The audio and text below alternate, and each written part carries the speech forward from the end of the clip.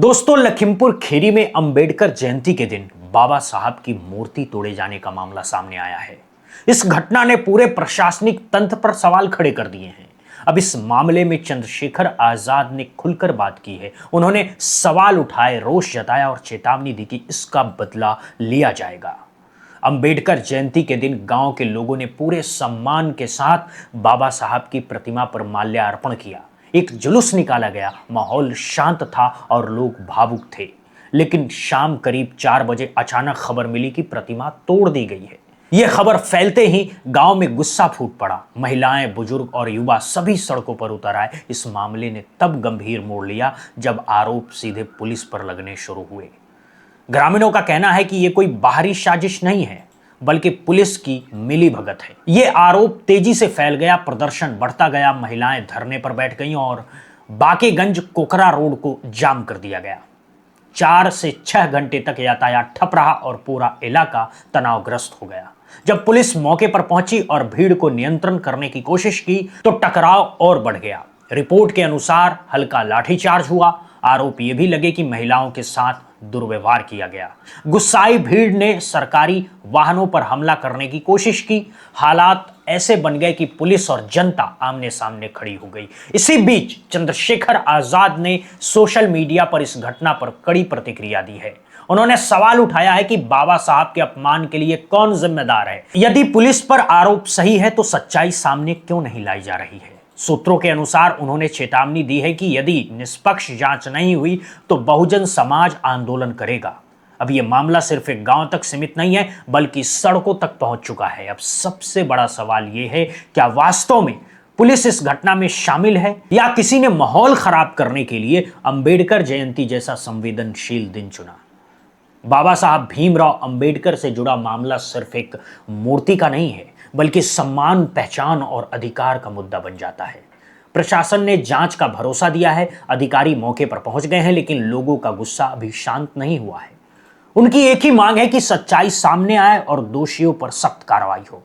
अब देखना यह है कि चंद्रशेखर आजाद इसका बदला लेते हैं या नहीं, और बहुजन समाज अपने अधिकारों के लिए आंदोलन करता है या नहीं। अब इस पूरे मामले को जरा विस्तार से समझाता हूं। उत्तर प्रदेश के लखीमपुर खीरी जिले के बाकेगंज क्षेत्र में मोतीपुर गांव में अंबेडकर जी की प्रतिमा तोड़ने का मामला उठने के बाद से लगातार बवाल मचा हुआ है। लेकिन अब जांच हुई है और नई चीजें, नई कहानी या नए खुलासे सामने आए हैं कि ये जो पूरा मामला था, ये ऐसे ही आम हुल्लड़ या दंगेबाजी प्रवृत्ति का मामला नहीं था, बल्कि इसमें भू माफिया एंगल भी है। जी हां, आपने ठीक सुना, भू माफिया एंगल मतलब जमीनी कब्जा का मामला था पूरा। दोस्तों, अब क्या था पूरा मामला, सभी जानकारी विस्तृत तौर पर करेंगे हम आपसे साझा।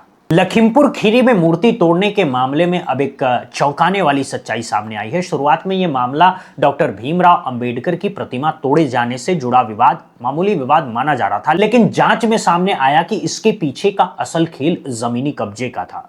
दोस्तों, जिस जमीन पर प्रतिमा लगाई गई वो राजस्व रिकॉर्ड में गाटा संख्या 1016 के तहत खाद्य के गड्ढों के रूप में दर्ज सरकारी भूमि है। आरोप है कि कुछ सामाजिक तत्वों ने सुनियोजित तरीके से इस जमीन पर पहले तो प्रतिमा को स्थापित किया और फिर उसे तोड़कर माहौल को भड़काया। इसके बाद आक्रोशित भीड़ सड़कों पर उतर आई, पथराव हुआ, वाहनों में तोड़फोड़ और आगजनी की घटना भी देखने को मिली है। पुलिस और प्रशासन पर भारी हमला हुआ, जिससे हालात बेकाबू हो गए। अब तक 19 आरोपियों की गिरफ्तारी की जा चुकी है और प्रशासन ने स्थिति को नियंत्रण में भी कर लिया है।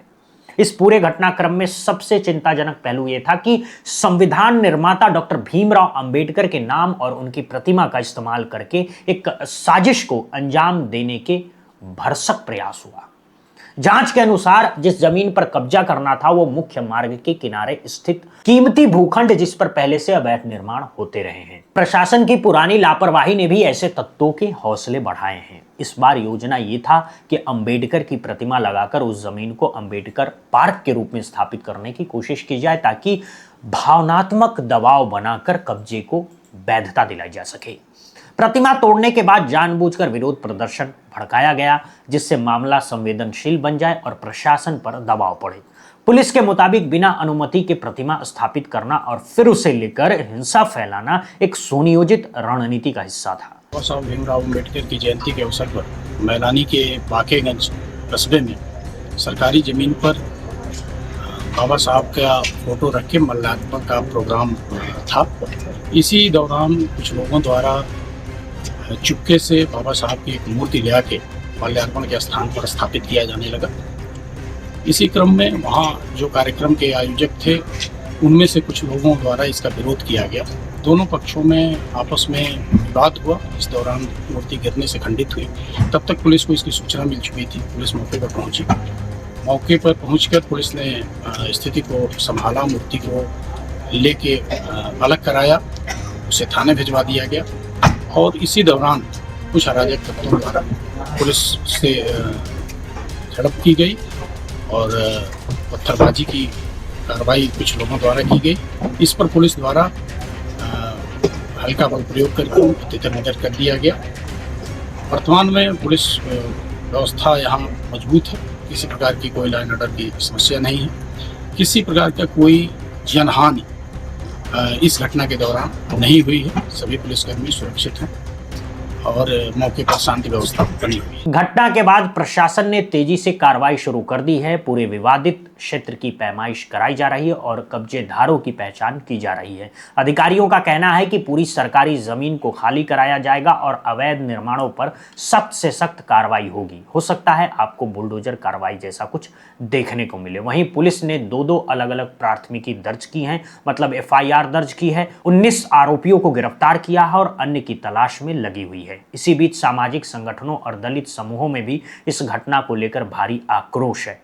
भीम आर्मी जैसे संगठन इस मामले में न्याय और पारदर्शिता जांच की मांग कर रहे हैं। साथ ही ये भी कह रहे हैं कि अंबेडकर के नाम का इस्तेमाल किसी भी तरह के अवैध काम के लिए नहीं होना चाहिए। ये घटना समाज के सामने एक बहुत बड़ा सवाल खड़ा करती है कि क्या हम अपने महान नेताओं की विरासत का सम्मान कर रहे हैं या उसे स्वार्थ के लिए इस्तेमाल कर रहे हैं। साफ है कि ये सिर्फ कानून व्यवस्था का मामला नहीं बल्कि सामाजिक चेतना का भी मुद्दा बन चुका है। अब इस पूरे मामले को लेकर, इस समीकरण को लेकर जो भी अपडेट नए निकल कर आते हैं, कौन है वो चेहरे, किनकी थी ये साजिश, इन सभी प्रकार के सवालों का जवाब मिलने पर आपको हम जरूर आप तक पहुंचाएंगे। बहुत बहुत धन्यवाद, बहुत बहुत शुक्रिया।